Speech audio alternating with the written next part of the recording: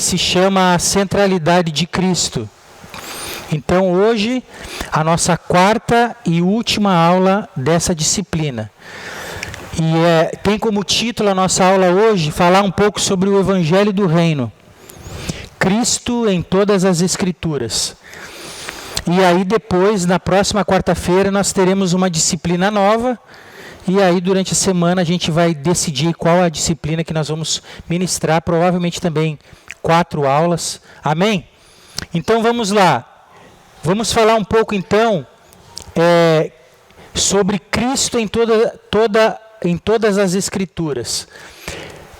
O primeiro ponto, eu fiz 5 tópicos aqui, eu creio que vai ser bem objetivo a nossa aula hoje.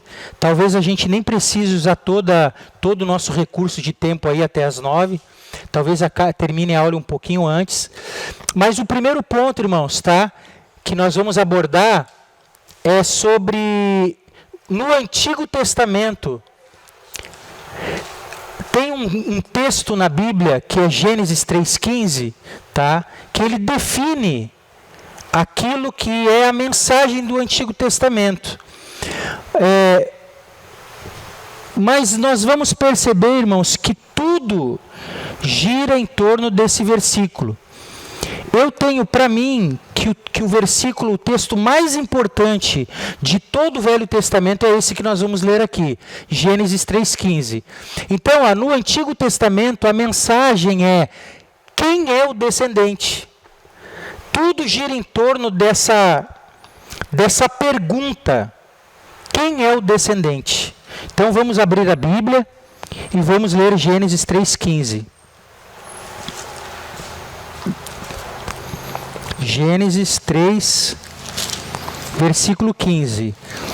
Obviamente, todos nós sabemos que aqui no capítulo 3 já havia acontecido a queda, né? O homem e a mulher já haviam cedido ali à tentação, a conversa com a serpente, o veneno da serpente, já tinha entrado nesse primeiro casal, nessa primeira família. E Deus ali chama os envolvidos para liberar a sentença sobre cada um deles. E lá no versículo 15, diz assim, porém, inimizade entre ti e a mulher, entre a tua descendência e o seu descendente, no singular. Este, o descendente, te ferirá a cabeça, e tu lhe ferirás o calcanhar. Então aqui Deus está dando a sentença para quem? Para a serpente, para o diabo, para Satanás. E Deus está dizendo assim: eu vou colocar inimizade entre a tua descendência e o descendente dela, apontando para Jesus, apontando para que um dia um homem nascido da mulher iria vencer a serpente, a tal ponto desse ser humano esmagar a cabeça de Satanás. O que essa serpente ia fazer nele? Somente ferir o calcanhar. Então percebam bem que na cruz Jesus vence o diabo, Jesus vence a morte, Jesus vence o mundo, Jesus vence a carne. E o que aconteceu com o calcanhar de Jesus na cruz? Foi furado. Os seus pés foi furado, mãos e pés. Então, irmãos, esse texto aqui, Gênesis 3,15, fala da promessa, Cristo, o Messias. E esse versículo de Gênesis 3,15, alguns estudiosos e teólogos vão chamar, eu coloquei o nome aqui, de proto-evangelho. O que quer dizer proto-evangelho? É a primeira boa notícia de Deus para com a humanidade. Então, logo após a queda, imediatamente após a queda, Deus já anuncia a primeira boa notícia dele para com a humanidade. Ou seja, essa boa notícia é que o plano de redenção dele estaria sendo colocado em ação, através de o descendente da mulher. Seria alguém que nasceria da mulher, seria um homem, mas esse homem seria perfeito, que iria vencer a serpente. Então se chama proto-evangelho. Então, irmãos, pode parecer, como eu falo, pode parecer muito simplista, né? Reducionista até, mas preste atenção no que eu vou dizer. Tudo que gira em torno do Velho Testamento, irmãos, todas aquelas guerras, todos aqueles reis, todos os oponentes, aqueles reis que são figuras do anticristo, lá no Antigo Testamento, e tem muito, é por causa dessa promessa aqui. Quem é o descendente? Então vamos imaginar o seguinte: a partir da liberação dessa primeira boa notícia, esse proto-evangelho que Deus está anunciando, imagine o seguinte, irmãos: o mundo espiritual todo fica uriçado, agitado, porque agora eles têm que ficar de olho, que vai nascer um bebê. Esse bebê vai crescer, vai se tornar um homem e vai vencer Satanás. Aí existem homens maravilhosos que nasceram. Noé, será que é o Noé? Aí Noé peca. Será que é Abraão? Abraão peca. Será que é Davi? Opa, Davi peca. Então todos os homens na Bíblia, eles possuíam, como nós falamos, eu acho que na nossa primeira aula, todos eles tinham aspectos de Cristo, lampejos da pessoa de Cristo, porém não eram perfeitos. Eles em algum momento pecaram, mentiram, adulteraram, mataram, enganaram. Amém? Então o mundo espiritual fica agitado. E essa pergunta aqui ecoa no Velho Testamento. Quem é o descendente? Quem é essa promessa, esse Messias que vai redimir a humanidade? Certo?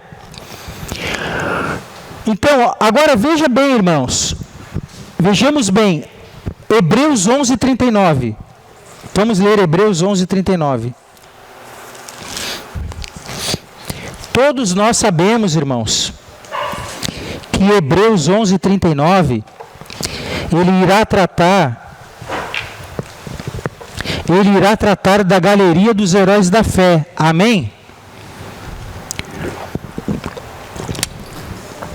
Então vai ter uma lista aí dos heróis da fé que realizaram grandes coisas, tiveram um papel fundamental, muito importante, extremamente relevante.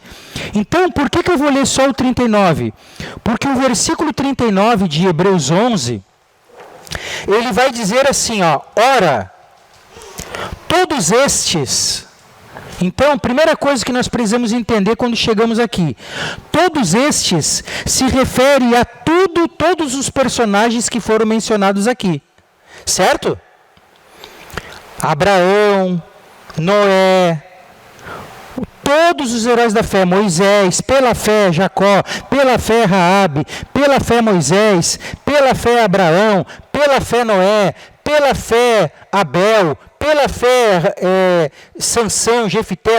Então ele vai dizer, vai elencar esses heróis da fé e vai dizer assim no 39, ora, todos estes obtiveram bom testemunho. Agora, olha o que vai dizer. Por sua fé, bom testemunho, por sua fé, não obtiveram, contudo, a concretização da promessa. Por que o texto de Hebreus vai dizer que eles obtiveram bom testemunho? Por causa dos atos deles, amém? Venceram leões, venceram reinos, fizeram coisas maravilhosas debaixo de uma fé sobrenatural. Mas quando o texto diz que, contudo, não obtiveram a concretização da promessa, eu coloquei aqui no quadro, ó. A concretização da promessa é o Cristo encarnado. Então eles obtiveram bom testemunho, porém eles não viram a promessa personificada na pessoa do homem Jesus. Amém? Então, eles obtiveram bom testemunho, mas eles não viram, eles não viveram na plenitude dos tempos aonde o Cristo nasceu. Amém? Então, por isso que o texto vai dizer que eles não obtiveram a concretização da promessa. Porque o que foi prometido aqui em Gênesis 3,15 era o Cristo, o Messias. Então, vamos lá. Agora nós vamos para Atos 26, versículos 6 e 7. A defesa do apóstolo Paulo perante lá o rei Agripa, aqueles homens lá, Atos 26, tá? É um texto muito interessante para ler, mas nós vamos ler só o 6 e o 7. Palavras de Paulo. E agora estou sendo julgado por causa da esperança da promessa. Eu estou sendo julgado por causa da esperança da promessa que por Deus foi feita a nossos pais. Aonde que essa promessa foi feita? Gênesis 3,15. Desde Gênesis 3,15. Abraão, os patriarcas, tudo que envolve o povo de Deus, sabia dessa promessa aqui lá da Torá. Então Paulo está dizendo, estou sendo julgado por causa da esperança da promessa que por Deus foi feita a nossos pais, a qual as nossas 12 tribos, servindo a Deus fervorosamente de dia e de noite, almejam alcançar, e é no tocante a esta esperança, ó rei, que eu sou acusado pelos judeus. Bem, o que eu quero mostrar para vocês aqui é que Gênesis 3,15, que é o ponto de partida do proto-evangelho, dessa primeira boa notícia. Os heróis da fé esperavam essa promessa, mas eles não viveram no tempo, na plenitude dos tempos, que a promessa nasceu, encarnou. Vimos que Paulo estava sendo julgado por causa da promessa da vida eterna através de Cristo. Agora, irmãos, vocês que estão aqui nos vendo, o pessoal aí de Rio do Sul, Santa Catarina, Papanduva. Olha que texto que nós vamos ler aqui agora. João 2, 1 João, primeira carta de João, capítulo 2, versículo 25. Primeira carta do apóstolo João, capítulo 2, versículo 25. Olha o que vai dizer, irmãos. E esta é a promessa que Ele mesmo nos fez. Quem é que fez essa promessa aqui que João está falando? Jesus. De novo. E esta é a promessa que Ele, Cristo, nos fez, vírgula. Qual é a promessa? A vida eterna. Então, irmãos, desculpe a minha franqueza, a minha sinceridade, mas nós vivemos num ambiente gospel, evangélico, aonde a coisa que mais é falada é que Deus tem uma promessa para você. A promessa de Deus é para que você seja lá o cara do sucesso. a promessa de Deus, os pregadores pregam que você tem que atingir o seu pleno potencial, você tem que arrebentar, você tem que estar na crista da onda, você tem que estar lá no Everest, você tem que ser o cara. Ó, promessa na Bíblia, irmãos, no singular. Sabe qual é a promessa que Jesus fez? João está dizendo que Jesus fez uma promessa. Qual é a promessa no singular? A vida eterna nele. Simples assim, irmãos. E se tiver fora dele, nem essa promessa aqui, que é a mãe de todas, você está fora. Essa aqui eu chamo que é a promessa mãe. Tem outras coisas, mas o foco, nós temos que sempre olhar para o foco, para o centro. E a promessa que ele nos fez é a vida eterna. Tem nada, Jesus, irmãos, certa vez eu estava falando com o apóstolo João, que esteve aqui, e ele me relembrou. Lembra uma vez que você disse isso?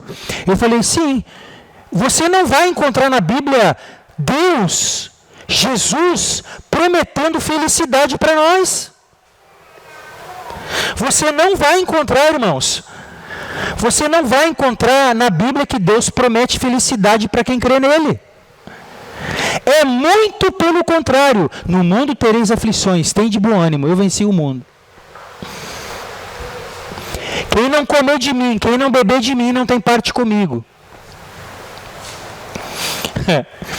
Paulo em Atos capítulo 14, versículo 22, e Paulo mostrava que através de muitas tribulações é necessário entrar no reino dos céus. Então, irmãos, a promessa principal de Deus, logo após a queda, é que ele enviaria o seu filho, e esse filho dele iria nos levar de volta para ele. A obra de redenção através de Cristo. Vida eterna. Amém? Então essa é a promessa, irmãos. Essa é a promessa que eu tenho de Deus. Não é eu ser rico, não é eu ser famoso, não é eu ter o meu nome nas redes sociais aí, não é nada disso. A promessa que eu tenho de Deus é, Gustavo, se você crê no meu filho, eu vou te dar a vida eterna. Tremendo isso, irmão. Tremendo. Engraçado que nós deveríamos nos contentar com isso apenas. É tremendo. Vamos lá. Então, primeiro ponto aqui está explicado. Agora, olha o segundo. O segundo ponto, irmãos, que eu coloquei aqui, eu já quero adiantar para vocês, esse segundo ponto ele vai estar, talvez eu volte para ele, porque ele vai estar muito relacionado com o ponto 5, tá bom? Ele vai estar muito relacionado, depois a gente vai voltando para ele, tá? Por quê? Porque aqui em Êxodo 12, irmãos, nós vamos começar a ver que o cordeiro, havia um cordeiro que estava sendo guardado para depois ser oferecido. Vamos ler o texto de Êxodo 12. Êxodo 12. Vamos ler do versículo 1 ao 6.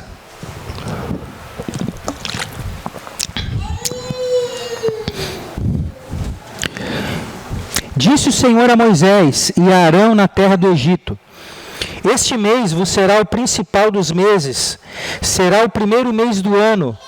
Falai a toda a congregação de Israel, dizendo: aos 10 deste mês, cada um tomará para si um cordeiro segundo a casa dos pais, um cordeiro para cada família. Que dia que era para pegar o cordeiro? Dia 10. Amém? Então, no dia 10 do mês, vamos pegar o nosso calendário aqui. Ó, pessoal, no dia 10 do mês, vocês separem um cordeiro para vocês, para cada família. Mas se a família for pequena para um cordeiro, então convidará ele o seu vizinho mais próximo, conforme o número das almas, conforme o que cada um puder comer. Por aí calculareis quantos bastem para o cordeiro. O cordeiro será sem defeito. Ó, já estava apontando para Cristo. Cordeiro sem defeito. Então esse cordeiro aqui já era uma sombra de Cristo. Macho de 1 ano, podereis tomar um cordeiro ou um cabrito, e o guardareis até ao 14º dia deste mês. Então, irmãos, olha só, era para pegar um cordeiro sem defeito e guardar ele do dia 10 até o dia 14. Sim ou não? Quantos dias o cordeiro ia ficar guardado? 4 dias. Tá bom? Então isso aqui, irmãos, já é uma sombra do cordeiro perfeito que é Cristo. Por que, irmãos, que eu digo isso? Tá? Eu não coloquei aqui, mas eu vou colocar aqui, ó. Como que Deus vê, né, o nosso tempo? Né? Como que Deus contabiliza? Alguém leia para mim, Joyce, lê para nós aí, em voz alta, 2 Pedro 3,8. Ó, vou colocar no quadro aqui, acréscimo, 2 Pedro 3,8. Tá? Vamos com calma aqui para ficar bem entendido. Mas, amados, não ignoreis uma coisa, que um dia do Senhor é como 1000 anos, e 1000 anos como um dia. Então, ó, ele está dizendo, igreja, não ignorem isso. Ou seja, em outras palavras, prestem atenção em como Deus conta o tempo. Um dia igual a 1000 anos. Se Deus mandou pegar um cordeiro no 10º dia e guardar ele por 4 dias, com essa ótica aqui, quantos dias o cordeiro de Deus ficou guardado, escondido, até se apresentar? 4.000 anos. Ó, 4.000 anos. Agora veja bem, de Adão até Cristo, sabe quantos anos passaram? 4.000 anos. De Adão até Jesus.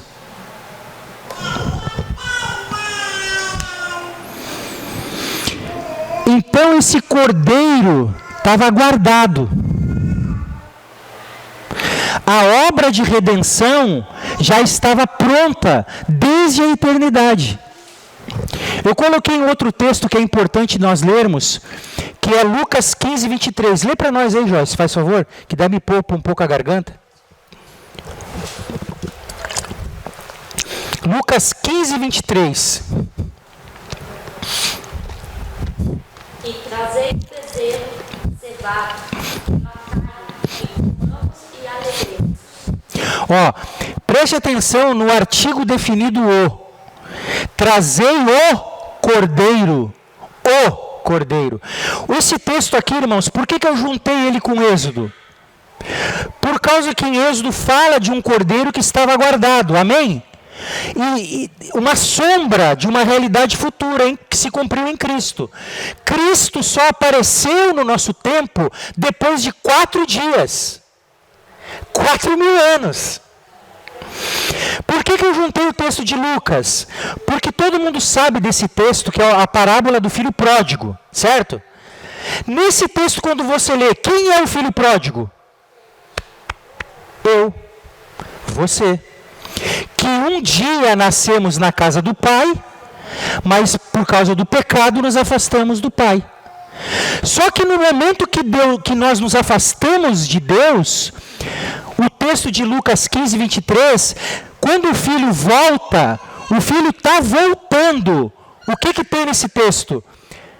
O Pai, que nós sabemos que é Deus ali no texto, uma figura de Deus, faz alusão ao Pai Celestial, está dizendo assim, ó, preparem o cordeiro cevado. Então, em outras palavras, irmãos, eu anotei aqui, ó, já havia um cordeiro, ou o cordeiro, não é qualquer cordeiro, o, artigo definido o, na casa do Pai. Então já havia um cordeiro. Fala. Bezerro, cordeiro é a mesma coisa? Isso. Aponta para a mesma realidade. Então, já havia um cordeiro na casa do Pai. Então, irmãos, preste atenção aqui agora. Olha só, que eu anotei aqui, ó. Havia, com esse entendimento, vamos ler esses dois textos aqui, ó. Apocalipse 13:8. Vamos lá, para fechar todo o entendimento. Apocalipse 13:8, Joyce. Prestem bem atenção, irmãos, nessa parte aqui que vai ser tremendo. E adoraram todos os que habitam sobre a terra, esses cujos nomes não estão escritos no livro da vida do Cordeiro, que foi morto desde a fundação do mundo. Opa, o cordeiro que foi morto desde a fundação do mundo. Então já havia um cordeiro que foi morto. Lá no início, primeiro dia. Você vê que bate com o texto de Êxodo, com a sombra do texto de Êxodo. Então, ó, desde... Agora, lê isso aqui para nós, Joyce. 1 Pedro 1, 19 e 20. Olha o que o apóstolo Pedro vai dizer. Aqui em Apocalipse é João que escreveu, e aqui agora é Pedro.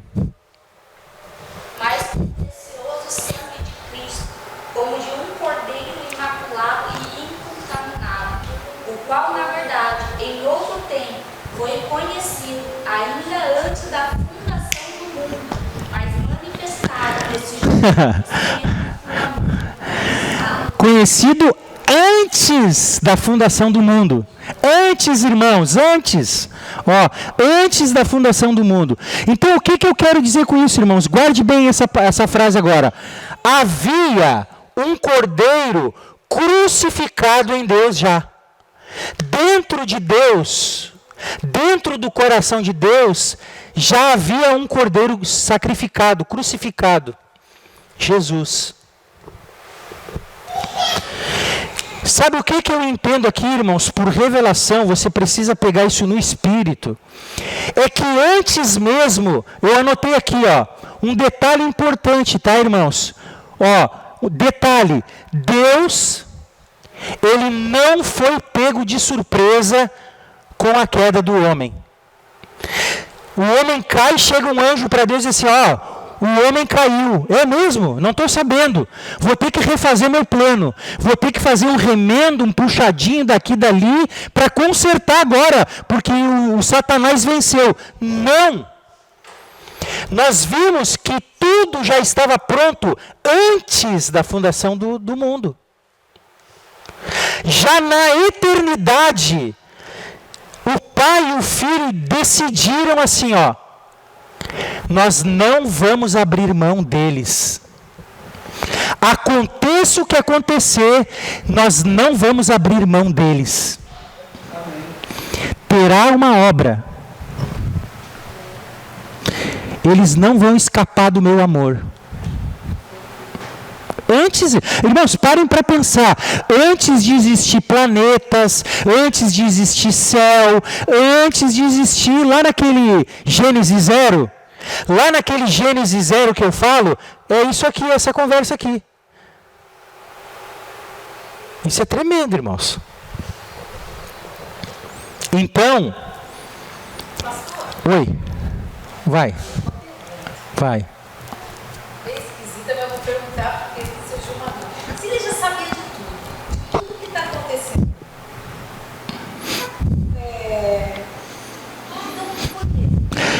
então, você vai perceber, eu não tenho a profundidade que, por exemplo, o Rodrigo Silva eu já vi explicando em vídeo e tal. Não, o que eu vou explicar é o seguinte, todos nós sabemos que Deus preferiu ter pessoas que o amem de coração, que não sejam manipuladas por Ele. O amem voluntariamente. O Salmo 110 vai falar sobre isso. Um povo voluntário. Nós somos a noiva, não somos? Nós estamos indo em direção ao altar de Deus para casar com Ele. Sim. Alguns estão fazendo assim, ó. Vou fazer um exemplo aqui. Ali está Jesus e está caminhando. Só que a pessoa se encanta com alguma coisa e ela faz assim, ó. Ela desvia. Ela não vai em direção ao altar. E o casamento está chegando. Nós aqui somos daqueles que estamos indo voluntariamente. Essa é a primeira coisa que eu entendo. Voluntariamente. Mas ele sabe quem vai e quem não vai. Então, aí nós vamos entrar. Tá, eu vou responder no entendimento que eu obtive estudando, tá? Que aí entra aí na questão do arminianismo e do calvinismo. Eu enxergo, tá? Não sou melhor que ninguém, mas é a minha posição. Tem dois homens terríveis lá na cadeia, preso. Terríveis. Terríveis. E vai alguém pregar lá na cadeia. Quando Deus olha para aqueles dois homens na cadeia, é óbvio que Ele sabe quem é mais suscetível a se converter. Porque Ele vai olhar lá no coração daqueles dois homens e Deus vai dizer assim, ó, aquele lá, se ouvir a minha palavra, ele tem um grande potencial de se converter a mim. Eu não entendo como Deus escolhendo ele para ser salvo e não o outro. Eu não entendo dessa maneira. É um exemplo disso. Então eu entendo que Deus conhece sim o coração daquele que pode se converter. Mas ele não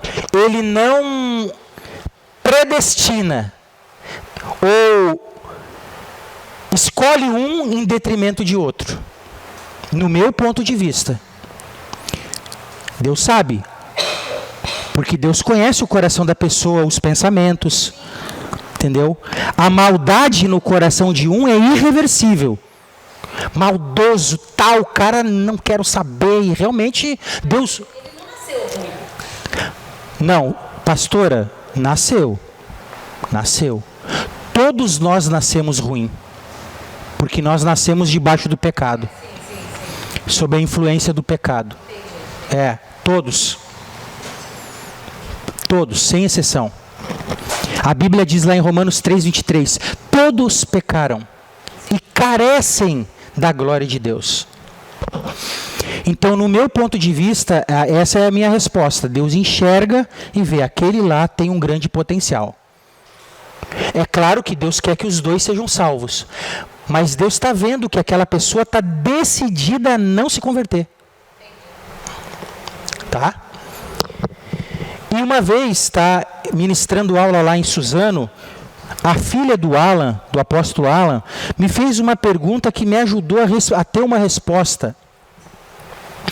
Ela me perguntou mais ou menos nessa linha que você me perguntou, pastora.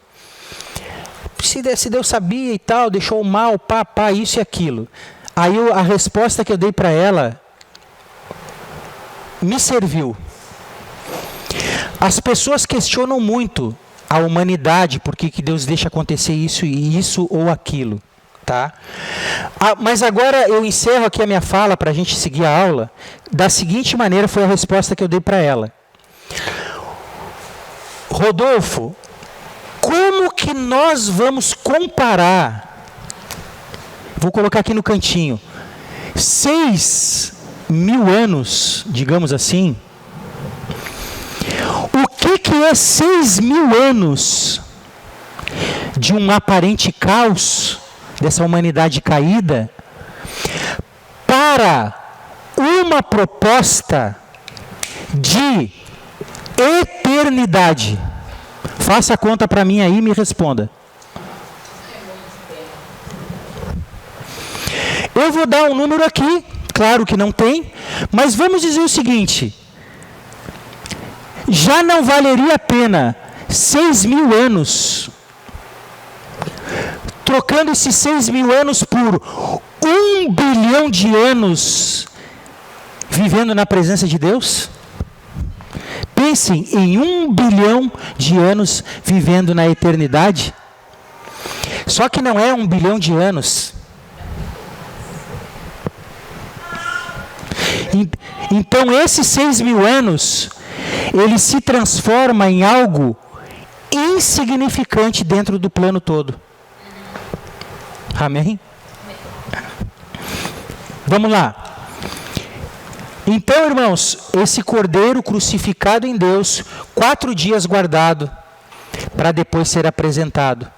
Ó, está aqui o cordeiro, comam. A proposta de Deus para a humanidade é: comam o cordeiro. E aí, então, nós vamos ver essa realidade. Um dia para Deus é como 1.000 anos e 1.000 anos como um dia. De Adão até Jesus, 4.000 anos. O cordeiro aparece, come quem quer. Come quem quer. Quem come está protegido do anjo da morte. Não foi assim lá no Egito? Quem pega o sangue do cordeiro e passa nos umbrais da porta, está protegido do anjo da morte. Quem come e bebe de Cristo, a morte não tem mais poder. Exato, uma escolha. Agora então, irmãos, vamos aqui para o Novo Testamento. Então, Antigo Testamento. Irmãos, ler a Bíblia com essa perspectiva aqui vai mudar vocês. A maneira de vocês lerem a Bíblia. Muda.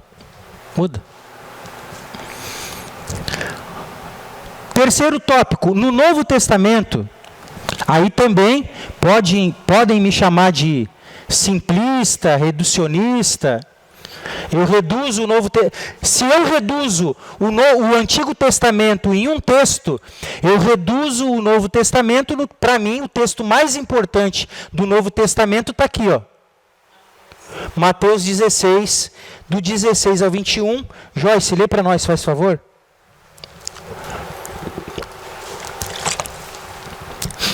Mateus 16, do 16 ao 21. E Simão Pedro respondendo disse: Tu és o Cristo, o Filho de Deus. E Jesus respondendo disse: Bem-aventurado és tu, Simão, porque não foi carne e sangue quem te revelou, mas meu Pai que está nos céus. Pois também eu digo que tu és Pedro, e sobre essa pedra edificarei a minha igreja, e as portas do inferno não prevalecerão contra ela. E eu te darei as chaves do reino dos céus, e tudo que ligares na terra será ligado nos céus, e tudo que desligares na terra será desligado nos céus. Então mandou aos seus discípulos que alimentem, mas que ele é o Cristo. Desde então começou Jesus a mostrar aos seus discípulos que convinha ir a Jerusalém e padecer muitos dos anciões, dos principais dos sacerdotes e dos escribas, e ser morto e ressuscitar ao terceiro dia. Amém, irmãos? Então, o que nós temos nesse texto aqui que eu falei, que para mim ele é o texto mais importante do Novo Testamento? Porque nesse texto nós vamos encontrar os 4 fundamentos. Percebam, ele vai falar que é o Cristo. Cada um desses fundamentos, irmãos, dá uma ministração. Tá? Tu és o Cristo, primeiro assunto, Cristo. E ele diz assim, Pedro, quem te revelou isso não foi carne nem sangue, mas meu Pai que está no céu. Então, o termo Cristo, o assunto Cristo, é um assunto celestial. Começa por aí. Não é um assunto terreno, que você compreende ele com carne e sangue, só por revelação. Você quer conhecer o Cristo? Tem que ser por revelação. E para isso que nós temos o Espírito Santo, irmãos, para nos revelar o Cristo. O segundo ponto, irmãos, Ele vai dizer, ó, edificarei a minha igreja. Primeira menção na Bíblia sobre igreja sai da boca de Jesus. Se eu não me engano, ele fala, se eu não me engano, é 3 vezes ou 2 vezes que Jesus fala a igreja. Uma coisa assim. Ou que tem no Novo Testamento a palavra igreja. Ó, ele vai falar depois, no 19, do reino dos céus. E no versículo 21 ele vai falar que tipo de morte ele vai sofrer. Ele vai ser morto na cruz. Então, ó, olhe para cá. Os 4 fundamentos. Cristo, a cruz, a igreja nasce na cruz e o reino. Entre Cristo e o seu reino eterno, o seu reino vindouro, tem cruz e igreja. Muitos estão querendo fazer isso aqui, ó, daqui para cá, direto, fazer uma ligação direta. Não dá. Porque tem uma ordem. Cristo, ele morre na cruz ele ressuscita, na cruz ele gera a igreja, aquela água, aquele sangue que sai do lado dele, é a igreja saindo, irmãos. A mulher não sai do lado do primeiro Adão lá no Éden, lembram? Do lado. Quando o soldado fura Jesus na cruz, o que sai do lado dele? Água e sangue. A nossa justificação, a nossa santificação. A igreja vem para fora. E também, irmãos, tá? Eu não vou adiantar aqui, mas também você vai ver que a água e o sangue são elementos que compõem o serviço sacerdotal no Antigo Testamento. O sumo sacerdote, que é uma figura de Cristo, Arão, e os filhos de Arão que ministravam as coisas santíssimas, que são uma tipologia da igreja, lidavam com água e sangue. Mas eles lidavam com outro elemento, qual era? O óleo. Tá, Gustavo, mas aqui saiu água e sangue, cadê o óleo? O óleo vem depois de 50 dias. O Espírito Santo desce. A igreja agora nasce na cruz e começa a andar em Atos 2. Ungida e guiada pelo Espírito Santo. Amém, irmãos? Aí você vai compreender o texto que João vai falar. Olha só o que João vai falar em 1 João 5. Primeira carta de João 5.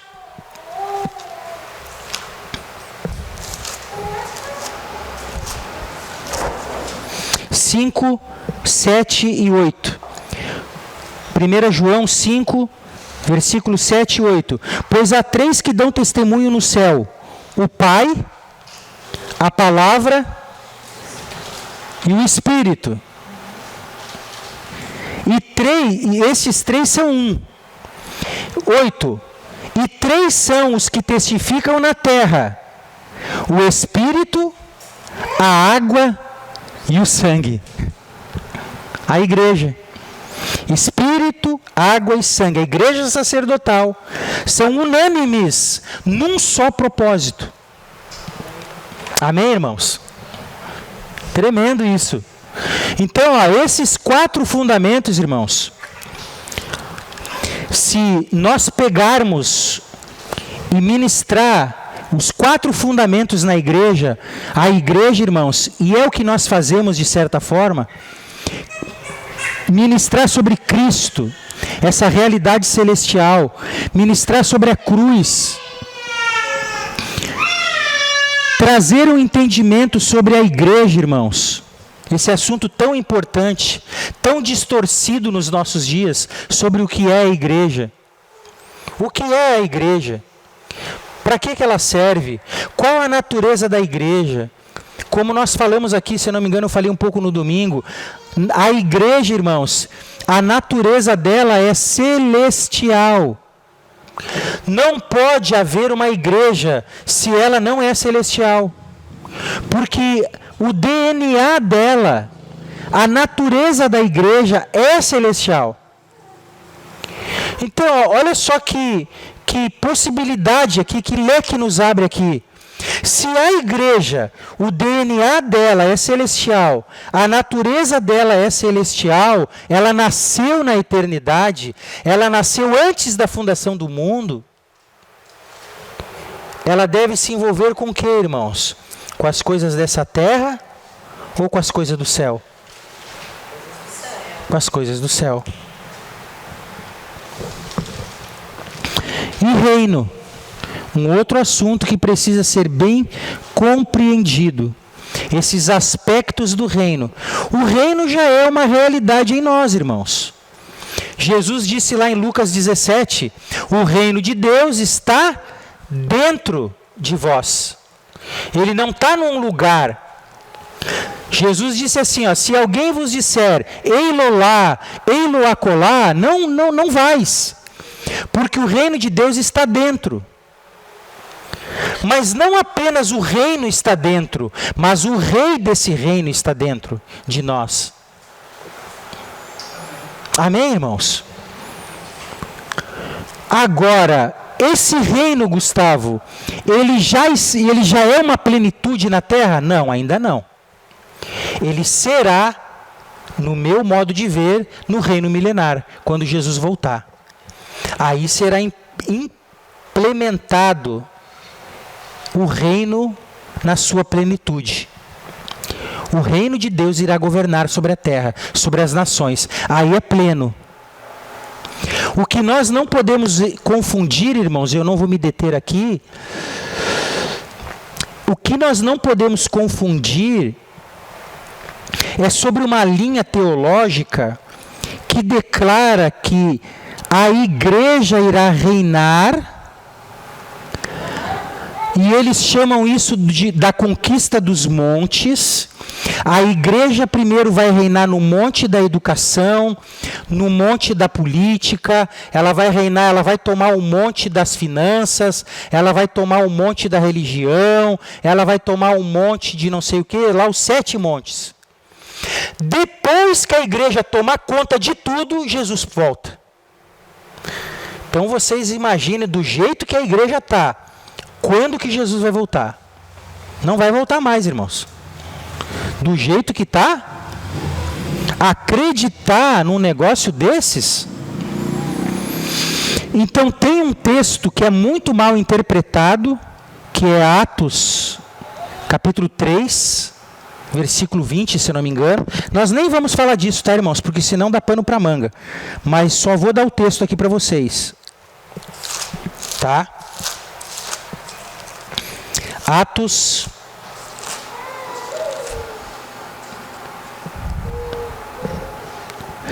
Atos 3. Esse texto aqui, versículo 19. Arrependei-vos, pois, convertei-vos para serem cancelados os vossos pecados, a fim de que da presença do Senhor venham tempos de refrigério, e que envie ele o Cristo, que já vos foi designado, Jesus. 21, esse aqui é o versículo, ao qual é necessário que o céu receba até os tempos da restauração de todas as coisas, de que Deus falou por boca dos seus santos profetas desde a antiguidade.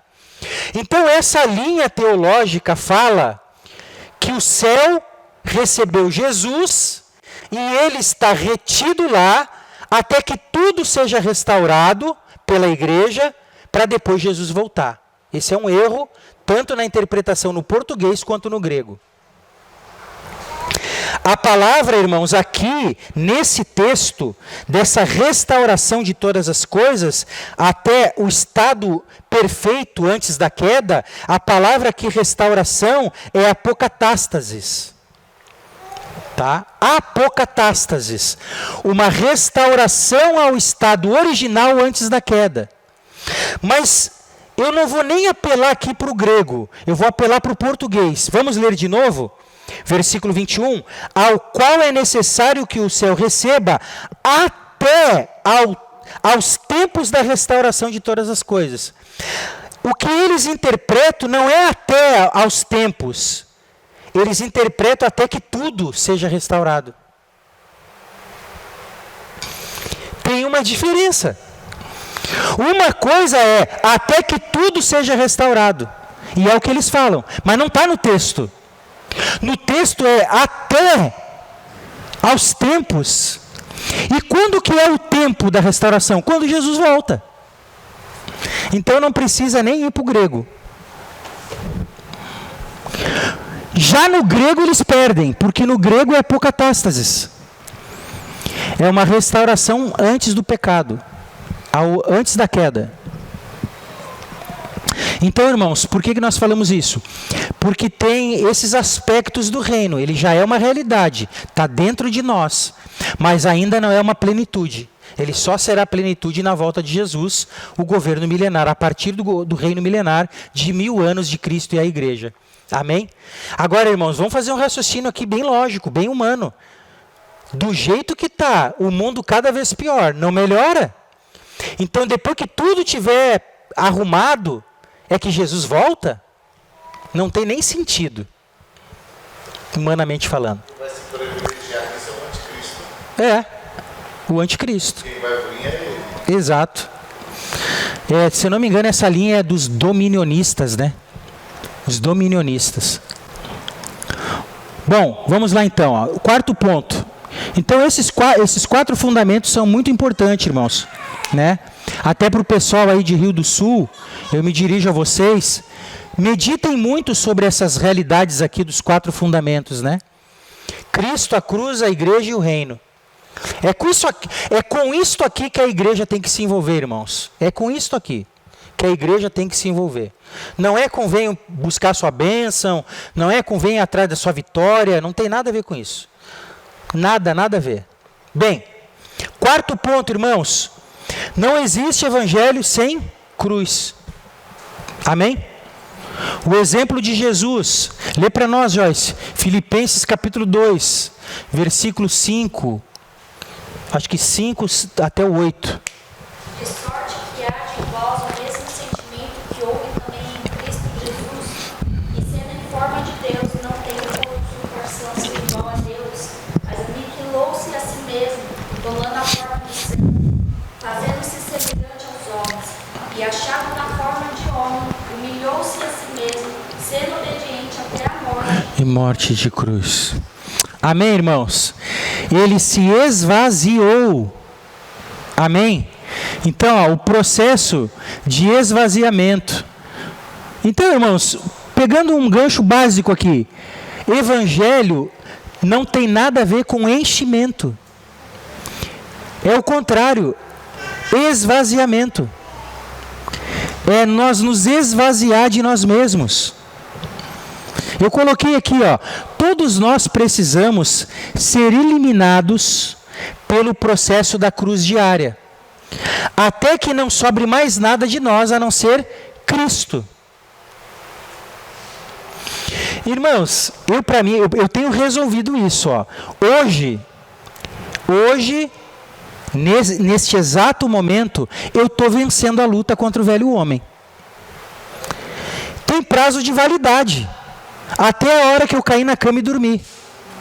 Amanhã, Rodolfo, é outra batalha. O que eu tenho que fazer? Eu tenho que pegar e ir para a cruz de novo. Porque Jesus falou que a cruz é diária. Irmãos, acredite no que eu vou dizer. Não há nada de bom em nós. Eu não sei vocês, mas tem um bicho que eu detesto, cara. Eu não gosto nem de matar, barata. Eu detesto barata. Barata tem que matar, tem que morrer. Então eu mais ou menos me comparo com isso. E quando eu olho para mim, eu não vejo nada de bom em mim, irmãos. Eu tenho que morrer. Hoje eu estou vencendo. Eu estou levando o meu velho homem à cruz. Amanhã é outro dia, William. Amanhã nós temos que ir para a cruz, porque não há nada de bom em nós. Desculpem o peso peso da palavra que eu vou usar agora, mas nós temos que odiar esse velho homem. Eu anotei aqui, ó. Nosso ego, eu falando uma vez com uma pessoa, eu falei isso aqui, ó. O nosso ego, irmãos, o nosso eu, escutem aí, o nosso ego, o nosso eu, ele não se converte. Tem muita gente tentando, sabe, converter o eu, converter o ego, mas o nosso ego precisa ser crucificado. E um outro detalhe aqui, irmãos, que a gente pode aprofundar. Também não adianta ir para a cruz. Ah, Gustavo, eu vou para a cruz todo dia. Mas você fica quietinho? Você morre nela ou você fica ainda argumentando? Irmãos, tem que ir para a cruz e morrer. Deus, mata esse velho homem em mim. Eu vou dar um spoiler, um bônus para vocês, aliás. Lembram do que Moisés fez lá em Êxodo 2? Ele matou um egípcio. Pessoal de Rio do Sul e Papanduva, prestem atenção. Moisés matou um egípcio. O egípcio aponta para um homem do mundo.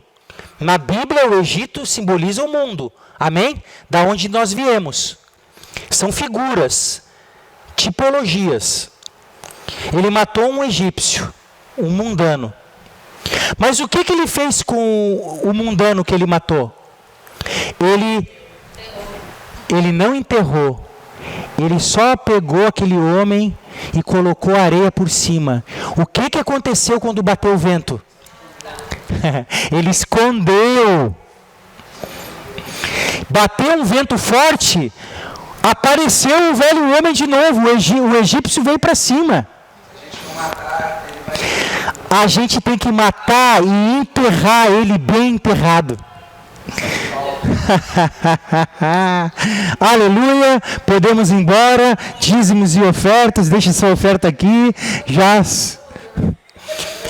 tem que matar esse egípcio. Eu, Gustavo, eu tenho que matar o meu egípcio e enterrá-lo, sepultá-lo ao ponto dele não retornar mais. Aleluia. Amém, irmãos? Então, o nosso eu não se converte, tem que ser crucificado.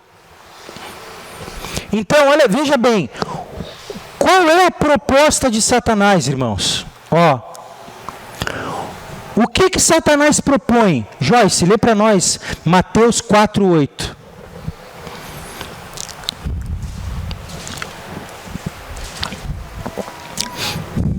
Novamente o transportou o diabo a um monte muito alto e mostrou-lhe todos os reinos do mundo e a glória deles. Pode ir adiante. E disse: tudo isso te darei se mostrar no dia. Ó, essa aí é a proposta. Ele mostra o reino, ele mostra a glória do reino e diz assim, ó, tudo isto te darei. Essa é a proposta de Satanás. Em outras palavras, ó, eu te dou tudo isso aí, eu te dou o reino e você não precisa passar pela cruz. Esta, irmãos, é a proposta dos nossos dias hoje. A promessa de viver um reino sem precisar passar pela cruz. Mateus 26, 27. Lá, capítulos 26, 27. Quando Jesus está crucificado, o diabo usou a boca de algumas pessoas que estavam olhando para ele crucificado. Sabe qual foi a proposta para Jesus? Se você é filho de Deus, desça da cruz. Sabe qual é a proposta para a igreja hoje, para nós, irmãos? Desçam da cruz. Isso, irmãos, é o que nós chamamos doutrina de demônios. Todo o ensino, irmãos, que tira Cristo do centro, não fala de um evangelho cristocêntrico, não fala um evangelho que não se prega mais cruz, não se prega mais que é sobre ele. Irmãos, com todo carinho e respeito, o que eu vou falar aqui, mas esses ensinamentos que Paulo vai chamar de doutrinas de demônios, eu até fiz um ponto de interrogação, ó, doutrina de demônios? Será que é esse tipo de doutrina? São essas propostas? Eu te dou um reino sem cruz, não precisa passar pela cruz, desça da cruz, para com essa bobagem aí. Não precisa morrer não. De mensagens, irmãos, que exaltam o homem. Nós, irmãos, quando eu falo isso e quando eu vejo essas coisas, a grande verdade, irmãos, eu abro meu coração para vocês, na verdade eu como ministro do Evangelho, eu fico com muita dó no meu coração. Muita dó. É muita dó de ver um negócio tão desalinhado. Aí você pega o texto que eu gosto de usar, o texto de 1 Samuel 17. Você pega lá, o Davi é você. Aí eles pregam um evangelho que agora você vai derrubar o seu gigante. Você vai ser mais que vencedor. Deus vai te dar as ferramentas, as pedras, né? Deus vai te dar as ferramentas para derrubar o gigante. Irmãos, pregar um evangelho e olhar para a Bíblia com esta ótica não tem nada a ver com Deus. Nada a ver com Deus. Um evangelho que é pregado, que leva as pessoas a saciarem as suas necessidades, se elas vierem para a igreja. Em muitos lugares, irmãos, a forma de evangelismo é: vem para a igreja, que o teu casamento vai melhorar. Vem para a igreja, que a tua vida vai melhorar. Nós estamos prometendo uma melhora que Deus não prometeu. Na verdade, o que Deus quer fazer é, primeiramente, levar essa pessoa para a cruz. Ou seja, Deus, na verdade, quer matar esse velho homem para que o novo homem cresça, surja. Amém? No meu WhatsApp, depois que eu li essa frase, e eu nem sei quem é o autor dela, eu tenho no meu WhatsApp, no meu status ali do WhatsApp, que diz assim, ó: só existe glória depois da cruz. Se você quer viver uma vida gloriosa, tem que passar pela cruz. Porque o Cristo, ele só se revelou, irmãos, depois do processo da cruz. Amém? Porque o Deus em Jesus era um mistério. Sim ou não? Porque quando as pessoas olhavam para Jesus, elas enxergavam o quê? Filho de um carpinteiro. Esse aí é o filho da Maria. Os irmãos dele estão no nosso meio. Mas ninguém conseguia enxergar o Cristo dentro de Jesus. Amém? Então, isso só veio à tona depois da cruz, irmãos. Depois da cruz. Então, o segredo, aí eu entro aqui, o segredo para você ter êxito na sua vida cristã, espiritual, é passar pela cruz. Só existe uma maneira, irmãos, de eu e você frutificar: cruz, morte. Lê para nós aí, Joyce, João 12, 24. Palavras de Jesus sobre frutificação. Olha o que diz. Não sou eu, não é ninguém, é Jesus. Na verdade, vos digo, que se o grão de trigo caindo na terra não morrer, fica ele só. Mas se morrer, dá muito fruto. Você que está nos ouvindo aqui, você quer frutificar? Tem que morrer. Morra. É isso aí, Mica. Morra. Se você se recusar a morrer, você vai ficar só. Então Jesus ele ensina esse princípio. Você quer frutificar, tem que morrer. Então, toda proposta, irmãos, que tira Cristo do centro, está equivocada. Doutrina de demônios. Palavra forte de Paulo, né? Doutrina de demônios. Aí o que eu coloquei aqui, ó? Os perigos de uma doutrina fora da centralidade de Cristo. 3 exemplos, nós não vamos nem ler. Apocalipse 2,14. Lá em Apocalipse 2,14, vai falar sobre a doutrina. A palavra doutrina é ensino, tá? Para quem não sabe. Doutrina igual a ensino. Se eu não me engano é didaquê, uma coisa assim. Doutrina de Balaão, ensino de Balaão. Vocês sabem o que foi o ensino de Balaão? Money, benefício, pregar a palavra por dinheiro. 2,15 vai falar da doutrina dos nicolaítas. Você vai estudar, você vai ver que a doutrina dos nicolaítas era uma doutrina voltada para perversão e para idolatria. Perversidade e idolatria. Doutrina, você não vai encontrar no texto de Gênesis 2,20 a palavra doutrina. Mas você vai dizer assim, ó, vocês toleram o ensino de Jezabel, a mesma coisa. Tá? Então você vai ver a doutrina, o ensino de Jezabel. E aí, irmãos, todos nós sabemos o que é a doutrina de Jezabel: manipulação, controle. Você conhece líderes que controlam? Para sair aqui da minha igreja tem que pedir a minha bênção. Se não pedir a minha bênção, eu amaldiçoo. Aí o irmão vem, se humilha, porque foi ensinado dessa maneira medieval. Pastor, me abençoa, eu estou indo para uma outra igreja e tal, Deus deu direção. Não te abençoo. Se quiser ir, vai ser a minha bênção. É o Papa, né? É o clero do catolicismo.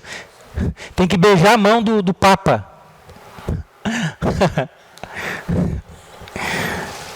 Irmãos, para vocês verem o nível, controle, manipulação. Irmãos, olha, eu não vou me aprofundar aqui, só vou comentar. Muita gente, quando fala de ensino de Jezabel, foca em quem? Nas mulheres, sim ou não? Mas às vezes o espírito de Jezabel está no líder, no homem. Controle. Onde é que você vai? Não, antes de viajar você tem que falar comigo. Controle. Irmãos, no meu caso como pastor, eu acho que tem protocolos. Ó, pastor, estou pensando em viajar tal dia, tal, eu vou estar ausente. Amém, Deus te abençoe. Não é esse controle de cada passo que a pessoa dá, tem que dar satisfação. Jezabel, seja homem, seja mulher. Amém, irmãos? Então, é a proposta, né, de um evangelho sem cruz. Uma proposta, doutrina de demônio. Então, irmãos, ó, enquanto nós falamos aqui, quantas coisas devem estar vindo aí sobre a mente de vocês, que vocês lembram, que vocês já viram, que vocês já presenciaram. Sem falar num monte de outras coisas, né, irmãos, que nem é bom comentar. Bem, o ponto 5, irmãos, para nós entrar na reta final aqui, como nós falamos desse evangelho que tem que ter a cruz, não sei se vocês já ouviram falar ou prestaram atenção, mas a cruz, ela tem 3 aspectos, irmãos, tá? Ela tem 3 aspectos. Vamos lá. E nós já vimos aqui em aula hoje esses 3 aspectos e vocês talvez não tenham se apercebido. Então a cruz de Cristo, ela tem 3 aspectos. Ela é eterna, sim ou não? Desde antes da fundação do mundo, já havia no coração de Deus um cordeiro crucificado. Ela é histórica, está nos livros de história, O acontecimento, o evento, né? Lá da cruz do Calvário. Que um homem chamado Jesus de Nazaré morreu e está escrito lá, Rei dos Judeus. Pronto, histórica. Mas ela é diária. E nós vimos também. A cruz diária. Então, esses 3 aspectos da cruz, tá? Um outro detalhe, irmãos, que nós vamos perceber no que diz respeito à cruz, tá? Eu fiz um desenho aqui, me perdoe meu desenho, tá? Mas esse desenho aqui, ele é muito importante, irmãos.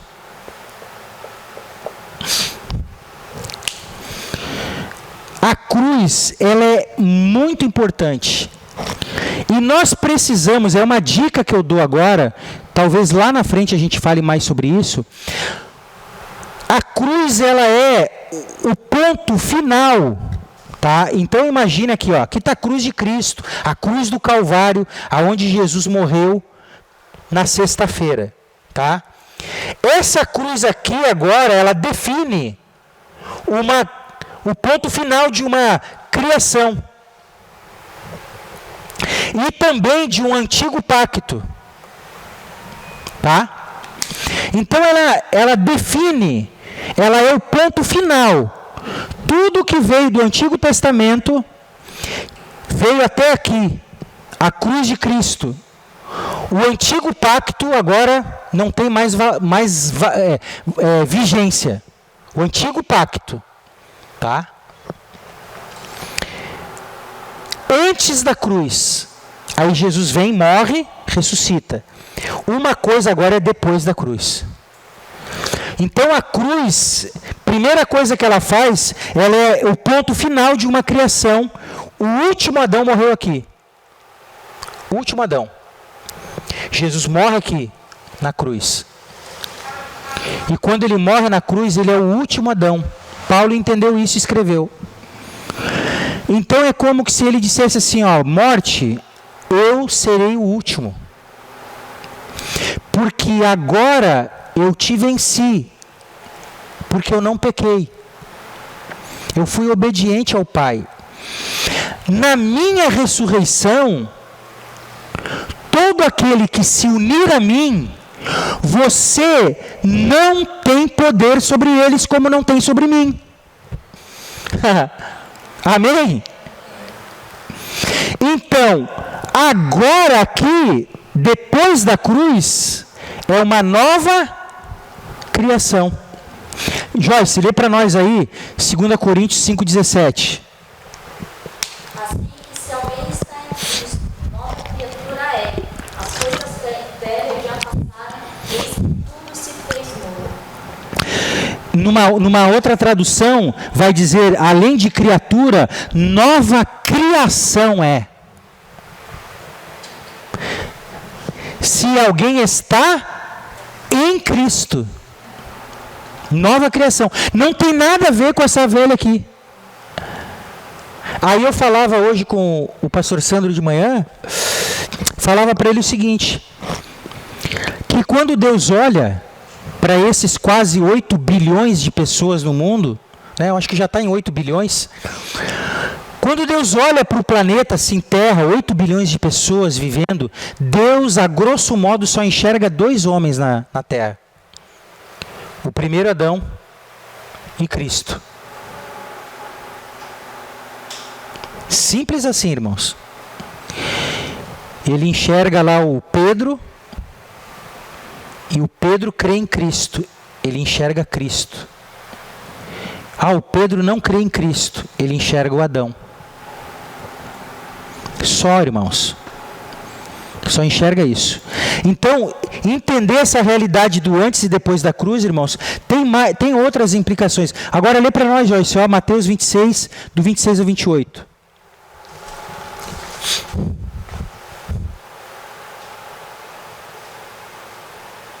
Enquanto comiam, Jesus tomou o pão, abençoando, partiu e o deu aos discípulos e disse: Tomai, comei, isto é o meu corpo. E tomando o cálice, dando graças, deu dizendo: Bebei dele todos, porque isto é o meu sangue, o sangue do Novo Testamento, que é derramado para a remissão dos pecados. E digo-vos que desde agora não beberei deste fruto até aquele dia em que o beba de novo convosco no reino de meu Pai. E tendo cantado um hino, saíram para o monte das oliveiras. Amém. Então vai falar aí que agora esse sangue é o sangue da nova aliança. Olhem para cá, ó.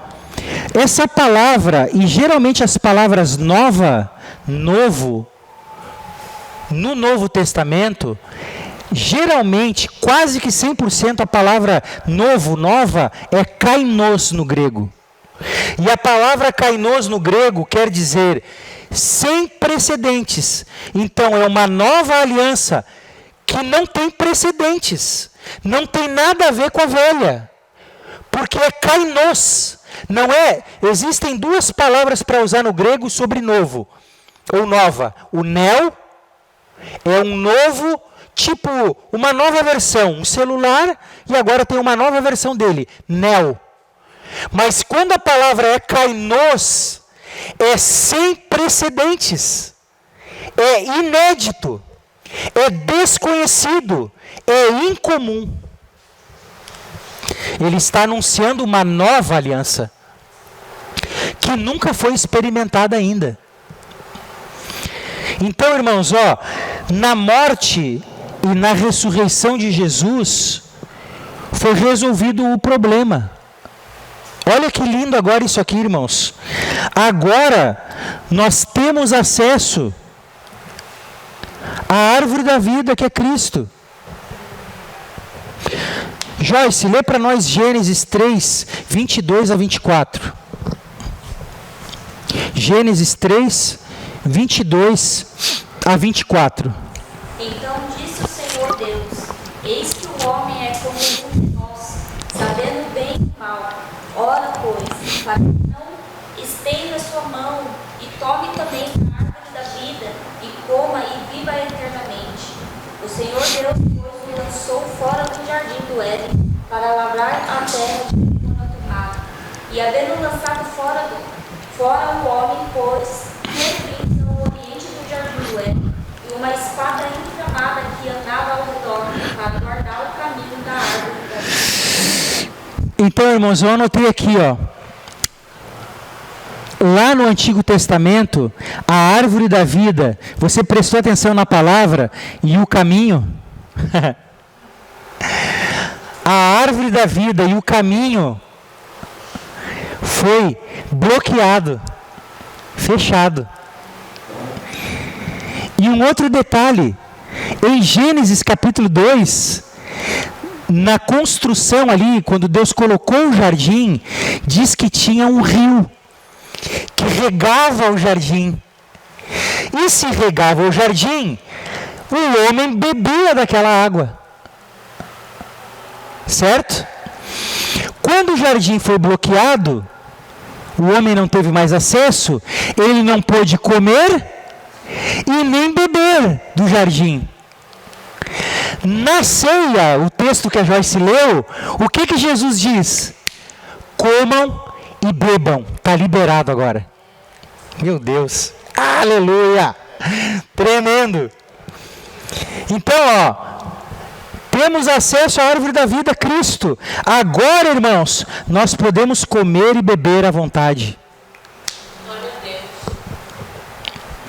Lá naquele momento, quando ele anuncia essa nova aliança, kainos, agora ele está dizendo: comam e bebam de mim. Aquilo que lá atrás foi bloqueado, agora está acessado novamente, irmãos. Amém? O acesso. E também tem, né, um outro exemplo, que é o ladrão na cruz, que inaugura esse jardim, esse paraíso. Quando o ladrão na cruz crê em Cristo, Jesus diz para ele: hoje estarás comigo no paraíso. Então aquele jardim que o homem foi expulso, aquele ladrão na cruz, agora ele acessa, ele é convidado a entrar naquele jardim. Amém? Então, irmãos, que horas são agora? Falta 10 para as 9? Amém. Vou encerrar. Então, irmãos, olha só. Essa cruz que é ponto de união, é ponto final de uma criação e de um antigo pacto, ela também, a gente deixa para uma próxima aula para explicar melhor, ela é ponto de união, ela é ponto que une, mas ela também é ponto que separa as realidades. Porque na cruz nós somos e fomos unidos a Cristo, a essência dele, mas também ela vai separar realidades. Muita coisa do Antigo Testamento, que é material, quando chega na cruz não cruza mais. Eu sempre dou um exemplo, a arca. A arca era um objeto físico, sim ou não? Ela simbolizava a presença de Deus. Agora, quando chega na cruz, não precisa mais da arca. Porque agora nós temos a presença dentro de nós. Agora ela deixa de ser física e ela se torna material. E ela se torna agora uma identidade em nós, Ele habitando em nós. E assim por diante, irmãos. Então muita coisa não vai passar pela cruz. O que nós precisamos fazer é ler as Escrituras e observar o que passa e o que não passa pela cruz. Amém, irmãos? Então aqui nós encerramos a nossa última aula falando sobre o Evangelho do Reino dentro da disciplina sobre a centralidade de Cristo. Amém? Vamos orar? Senhor Jesus, muito obrigado, nós te agradecemos por mais esta ministração, por mais esta aula. Te damos toda a honra e glória e louvor. Nos despedimos, Senhor, teu povo, debaixo de bênção, debaixo de graça e de paz, no nome santo de Jesus.